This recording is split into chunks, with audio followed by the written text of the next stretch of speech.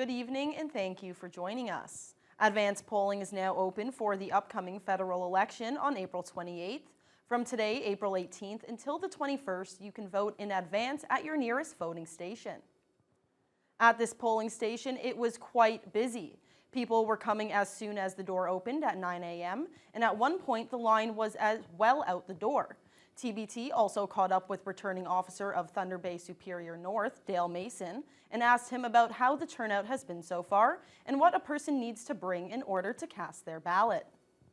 Well, they need to have their voter's card if at all possible, although if they don't have a card, we can still get them to vote. They need to be Canadians, 18 years old, and that's it. It seems to be busier than normal first days, or other first days at least. Elections Canada is predicting a record turnout. They're saying that we could have as high as 75% participation. Last election, it was in the low 60s. So this would be really a modern record if that comes true. In addition to bringing your voter card, be sure to bring a piece of photo ID with your address on it. The City of Thunder Bay has recognized 20 individuals and groups who have gone the extra mile to give back to the community. Those volunteers received awards earlier this week at the 47th Annual Citizens of Exceptional Achievement Award ceremony. The event, which took place at City Hall, is meant to celebrate those who have volunteered extensive time towards improving and enriching the community. The awards were presented in 3 categories, with 5 Youth Awards, 13 Good Citizen Awards, and 2 Spirit of Thunder Bay Awards. The Port Arthur Rotary Club received one of the Spirit Awards. Rotary member David Silliman says it's nice for the club to be recognized for everything they do in Thunder Bay. It's important. We encourage people to volunteer with our projects and to enjoy our projects. We're involved with road cleanup, that type of project, which is very much hands-on, but we also are involved with feeding people that are hungry. I think that it's important to be able to give back to the community because this is something we're all a part of, really. So we grow up in a community, we take things from it, we might as well be able to give back. We use services or we ask for things, but if we're not willing to give, then why should we get? Easter is on Sunday, so today children got the opportunity to participate in a massive Easter egg hunt organized by the Hill City Kinsmen. On the grounds at the Slovak Legion, swarms of children showed up to participate. Brendan Miller was there during the chaos.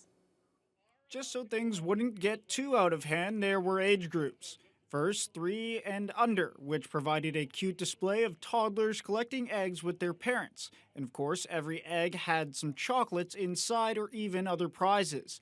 Plus, the Easter Bunny was on hand to take pictures and hand out more chocolates. Up next were the 4 and 5-year-old kids, followed by the 6 and 7-year-olds, and finally the 8 to 10-year-olds. And that is when it got really crazy. Seeing tactics such as this. In fact, 9-year-old Ivy Heatley told us what her strategy was. My plan was to just yeet myself onto a pile of eggs and then just start shuffling them into my basket. So how did it work? It worked pretty good.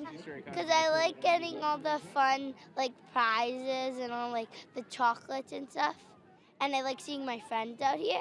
Other children also explained why they came out today and what they enjoy so much about this event. It's low-key kind of nice. Well, it's chilly, but it's kind of nice, and I want chocolate. Well, I come here a lot and stuff, and I used to come here last year, and it was pretty fun. I used to come here when I was 6, 7, and now I'm 8.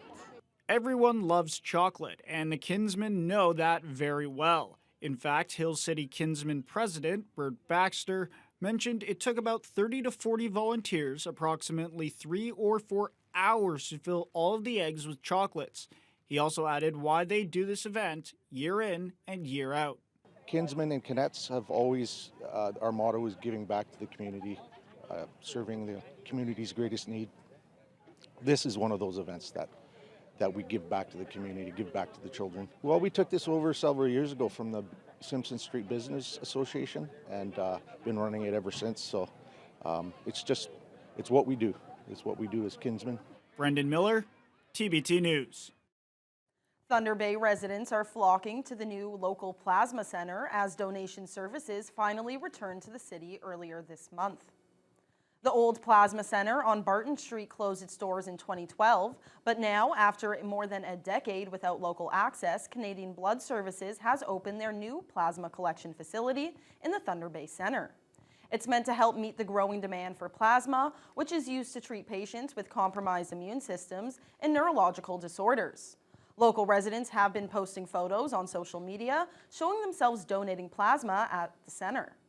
Dougal Media's own Brian Wyatt was one of the people making a contribution and shared his thoughts on the process. Okay, well, it's really simple. You know, my family, myself, we've had many medical situations over the last number of years or over our lifetime, and I've certainly had enough surgical procedures myself over the last number of years. So when I heard about the Plasma Center coming back, I thought, well, this is my way that I can start donating and give something back to our beleaguered health system, which is still the best anywhere. Would you recommend other people to do this? Absolutely. If you've got the time and the energy to do it, I think it's all we can do. I haven't done it in a long time because I'm from Dryden, and there's nowhere in Dryden to donate. So then I saw this and I thought, well, it's perfect.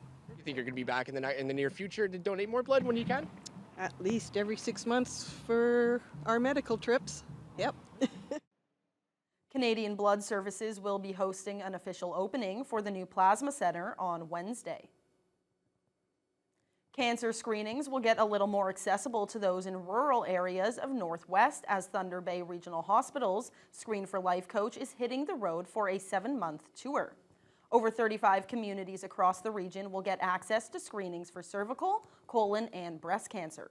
Jessica Clement reports. We are going anywhere between Manitouwadge and the Manitoba border, so we're going to hit a bunch of communities that either have limited or no access to these cancer screening services. The Regional Hospital's Screen for Life coach will be back on the road this spring and summer, giving residents in rural communities the opportunity to receive mammograms along with screenings for cervical and colon cancer. The 7-month tour will have the bus in over 3 dozen communities, including Atikokan, Long Lake 58 First Nation, Pickle Lake, and Sioux Narrows. The bus hit the road on Thursday, with its first stop being Dryden. We'll do Dryden first and then head to Vermilion Bay, which is a little bit past Dryden, and then we're going to work our way down to Emo and Rainy River. It's quite the road trip, so we will eventually circle back to Thunder Bay and then head east. Screening coordinator Caitlin Davidson says anyone who is eligible for breast, cervical, or colon cancer screenings can visit the coach. A doctor referral is not required, and the screening is at no cost to those who have a valid OHIP card. Davidson notes that being able to bring the bus closer to those who don't have access to cancer screening services is critical, emphasizing the importance of getting regular screenings. Early detection is most important because we can treat cancers earlier when they're found earlier. Cancer screening is for patients that have no symptoms, so if you do have symptoms, you would be referred to go to a walk-in clinic or to the emergency department nearest you. The Screen for Life coach's travel schedule can be found on the regional hospital's website. Jessica Clement, TBT News.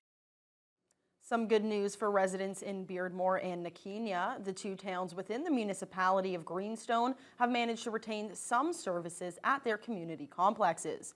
However, they will be losing their indoor skating and hockey rinks starting next winter. The decision came during Monday's Greenstone Council meeting following 4 deputations and much debate by council. The Beardmore and Nakeena complexes have been on the chopping block for over 6 months as Greenstone tries to cut expenditures. Council voted to spare the curling rinks and community halls in each complex. One of the deputants was Chief Yvette Mentashinine, one of an AZA First Nation. She spoke on behalf of her community as well as BZA and BNA First Nations. She says the complexes are much needed by all nearby communities. The voices from our community have been clear. Maintaining the Beardmore complex should be a priority. We are open to working with the Beardmore Curling Club towards better utilization and to work jointly to make their proposed year-round lease a successful one, addition to activities in the community. After the decision to save the curling rinks and the halls, Greenstone directed the municipal staff to continue with public engagement and consultations regarding their community facilities.